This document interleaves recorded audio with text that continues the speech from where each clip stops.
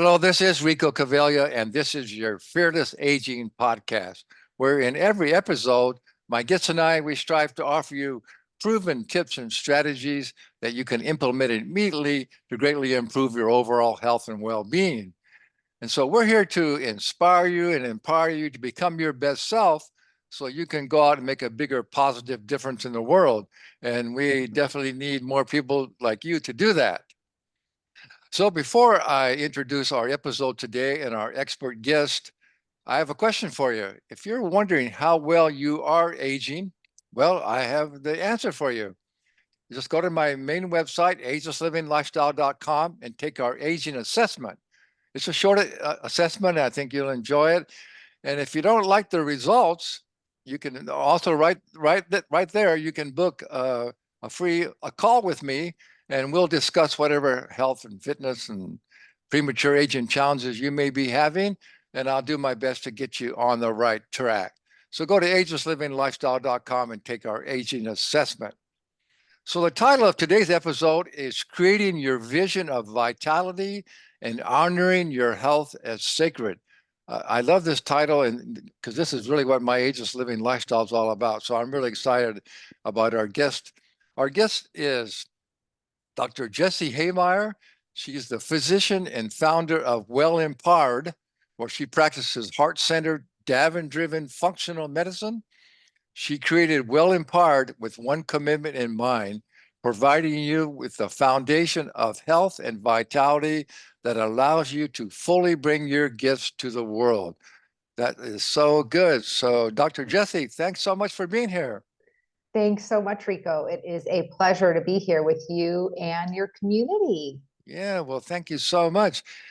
Before we came on the air, we were just talking that you live in Switzerland. So, what time is it in Switzerland now?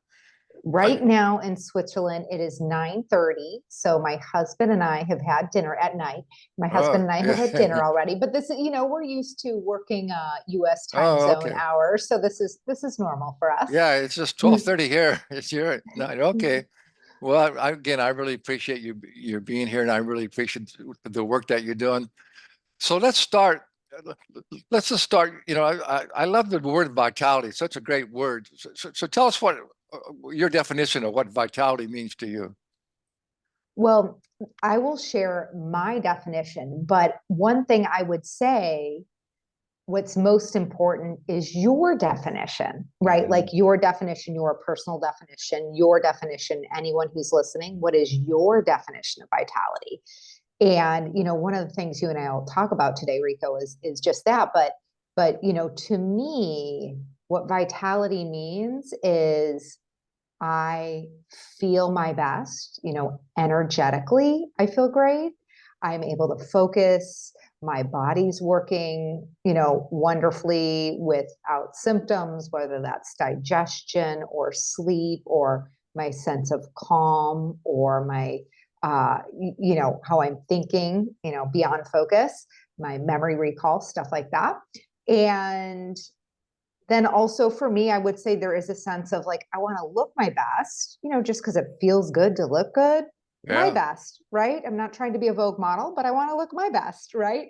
And ultimately, to me, when those are present, right? When we feel our best, when we look our best. And then the other thing that I would say is when our lab values reflect vitality, right? Reflect a vote for our longevity, whether that's pertaining to inflammation or pertaining to our heart health or pertaining to our fasting glucose. When all of those things are, we want to put them on the fridge because they're A plus, report card sort of thing, all of Mhm. that collectively, that to me is vitality. That to me is vitality and is ultimately the platform, the place where we're able to fully bring our gift to the world. Yeah, absolutely right. And just, the word vitality, it has the word vital in it, and which vital means something that's very important. It's very critically important. And just the short version, I think, of vitality is just having the energy, both mentally and physically, to be able to uh, be successful in every aspect of your life. Whatever you're doing, you have the energy and the strength to be successful in every aspect of your life. That, I think that's a short version of what you said was really good. Well, let's talk about. I think maybe a lot of people don't really have that strong vision of vitality. So talk about how important it's to actually have a vision of vitality for your life. Yeah, I think, Rico, it is perhaps the number one question missing from people's lives, right? In what I mean by that is when people go to see their healthcare providers, how often does someone say to them exactly what you said to me? What is vitality to you? But to me, your vision of vitality is more than just your personal definition of vitality. It actually is really speaking to what becomes available for you in your life when your health is as you intend it occur, right? And so, an exercise I would invite your listeners to step into, maybe even in this moment, if you're not driving, is taking out a pen and paper and actually doing a little bit of time traveling, like time travel in your mind to 3 years or 5 years, to the 3 or 5 year future. And actually, if we were to time travel, let's just say 3 years, if we're time traveling to the 3 year future, and you could just click your heels and have your health occur as you would like it to, what would that story be? Right. So, to you listeners out there, I actually invite you to write down that story so you can be clear for yourself what it is. Is it something about your energy, or is it something about your ability to pick something up, or, go for a hike, or, focus? What is it for you? Your mood, your digestion? Tell that story 3 years from now with your health and vitality as you intend they occur. And then within that, I also invite you to tell the story of what becomes available for you in your life. So to me, your vision of vitality is really a combination of the what and the why. What does vitality, your optimal vitality, look like and feel like for you? And why is that so important to you? Yeah, that's so good. That's such a great exercise. And I think because that is creating a vision for it. And I think what I just might add is why that's so important, because you know how we commonly think that you can't predict your future, but when it comes to your health, you definitely can predict your future, and you are creating your future today. So what you do today and what you believe is possible for you, and the lifestyle that you're living today is going to create that future, that vision. And it may not be the vision that you want if you don't change your lifestyle, right? Absolutely, absolutely. And it's funny you say that, Rico, that it may not be the vision that you want, because Yeah. when I work with people one on one, right, and we do this exercise, the second part of this exercise is okay, tell the story of a downward spiral future. Mhm. Right. So we just, first you tell the story of the one we intend, but also, just like you said, what if it doesn't change? Mhm. What if 3 years from now it's like wah wah wah, downward spiral effect? What's that future? Because we all do make changes given by the carrot dangling, right? What we intend, as well as the stick on the back, right? Like, oh hell no, that's not happening. Excuse my French, right? But really, that is, how we make changes as human beings. And so some of us might tend more towards one direction or the other, but really getting present to both sides. What do I intend, and what would be the future that I really, just cannot happen, the fearful future that I really, I'll do anything I can to have that not happen. It's useful to look at them both. Yeah, that's so important. That's so good. And what I want to, again, what I just want to add to do is that it's so important to realize that you are creating your future, and you can create the future and the vision of the vitality that you want, and you can do it. But again, you have to get educated on what you need to do to meet whatever challenges. We all have challenges to deal with, right? So whatever it is that your challenges you're having in your life, uh, you had to step up and get educated and then take the steps that so you can overcome those challenges. That's so good. Thank you so much for that. Okay, well, let's talk a little bit about, I love this too, about honoring your health as sacred, because this is something that, and it's something that we should be taught as children. We should be taught from a very young thing to honor our health as sacred and to be our top priority, because as you well know, and hopefully our audience knows and understands that if you don't have lots of energy and good health, how successful or enjoyable your life can be in every aspect of your life. Yeah, definitely. Our health is the foundation for everything. And, honoring our health is sacred. And I think you're so right, Rico, that wouldn't this be amazing if, we began to learn this in when we were 6 years old, if it was part of, kind of kindergarten, first grade curriculum, Yeah. right? It would transform the world as we know it, really. But, if we think about what is sacred, for a lot of people, what might come to mind is whatever word they might use for God, the divine, whatever word it is. Yeah, the Um, creator. Yeah. yeah, the creator, right, exactly. And I think whatever words there is fine, but really, if we think about, if we really love this life and we want to be here, how we care for our bodies, if we're honoring it as, our life is sacred, if we're honoring our health as sacred, we're really honoring our life as sacred.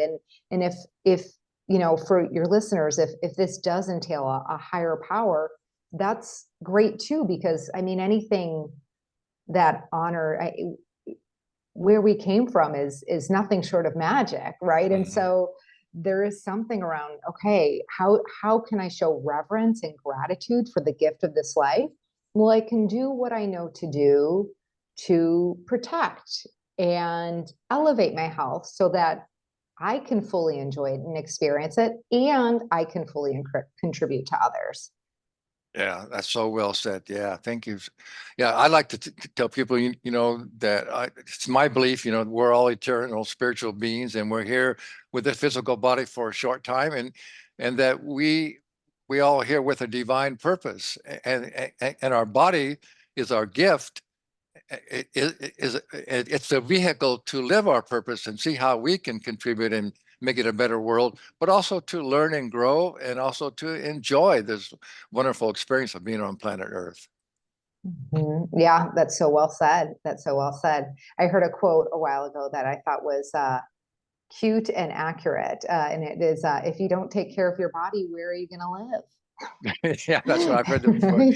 Where are you going to live? Right. Well, just on that same note, I like to tell people, if you only got one car in your whole life, boy, you'd take really good care of it, wouldn't you? You'd do the best care you possibly so it didn't wear out.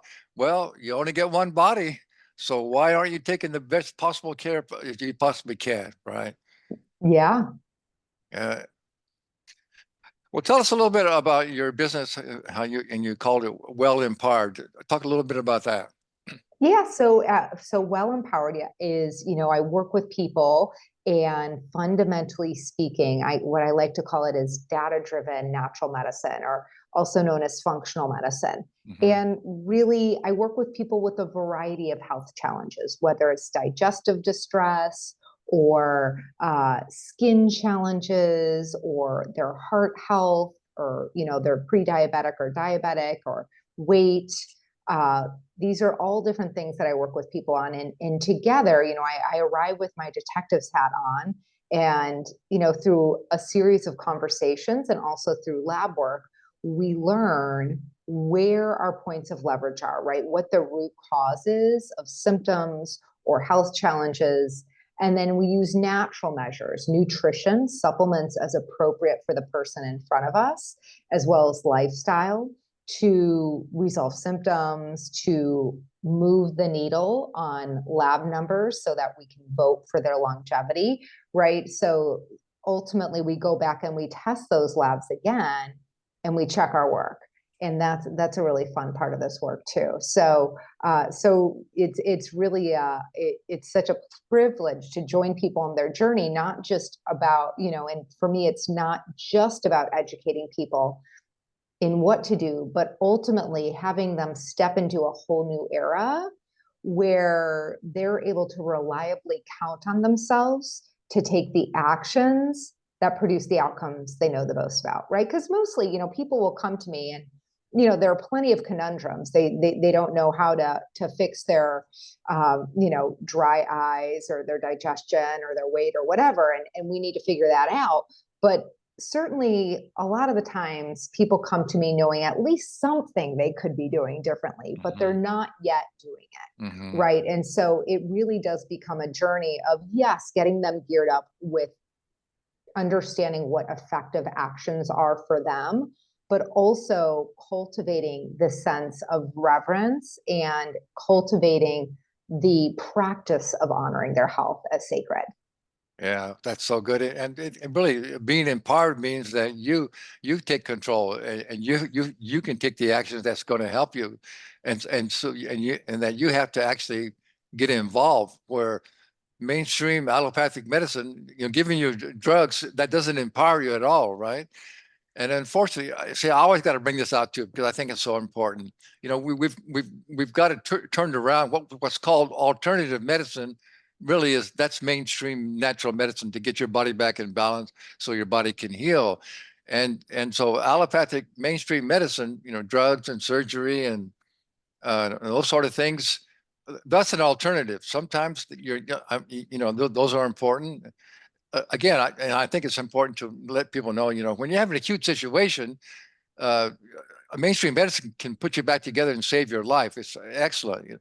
But for most chronic ailments that people are dealing with, not only are their methods mostly not effective, but they're downright dangerous, So functional medicine, doctor like yourself, should be that should be the first people you consult with and learn how to empower yourself so you can get your body back in balance so your body can heal.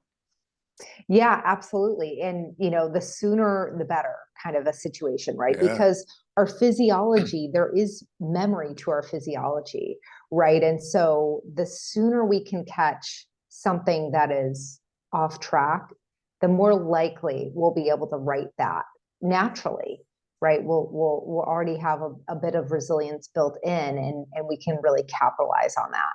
But you said it very well. Allopathic medicine does wonderful things, and we don't want to need those wonderful things, right? So it does a really good job in acute care, and the long-term health challenges that people are facing these days. It just doesn't address the root cause, and so people end up with a cabinet full of medicines, and one is used to counteract the symptom that another one's causing, and Yeah. it's a downward spiral. Absolutely. I've seen that, I've worked with a lot of clients in their 70s, 80s, even 90s, and I've seen that happen to so many of my clients. But once you get caught up into that spiral of taking more and more medications, yeah, that's so good. So again, that's the message that we want people to understand, that, functional medicine it's really where it's at. It's getting to the root cause, and really only the body can heal itself, right? And so you really need to determine what's causing your body to be at ease, not at ease, right? And then what can you do to get your body back at ease so your body can actually heal itself? Yeah, that's absolutely right. Well, before we talk a little bit more about what you offer and how people can get a hold of you, um, I'm wondering. Well, you already gave one really good tip at the start, to actually write down, what is your vision of your vitality and your health, and how do you want to be, how do you want to be able to function and later in your life? So that's one good tip. So what would you say a couple more things that people could do right now to get really more in tune with what they need to do to create optimal health? Yeah. So what I would say, Rico, is I'm going to invite you, the listener, to choose an area of your life, whether that's around nutrition or sleep or movement, which I think of more like how many steps I'm getting, or exercise, which is okay, I'm actually, maybe lifting weights and getting my heart rate up, stuff like that. So my first encouragement is to choose an area of your life where you're struggling to make progress, right?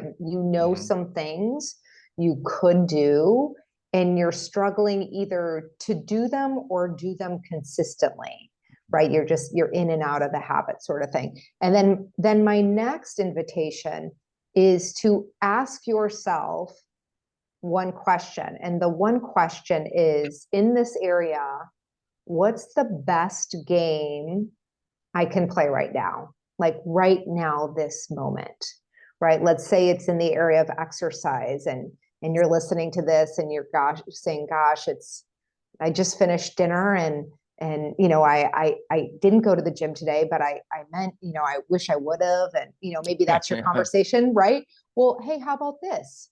Could you do 10 crunches, right? Could you do a wall squat for a minute?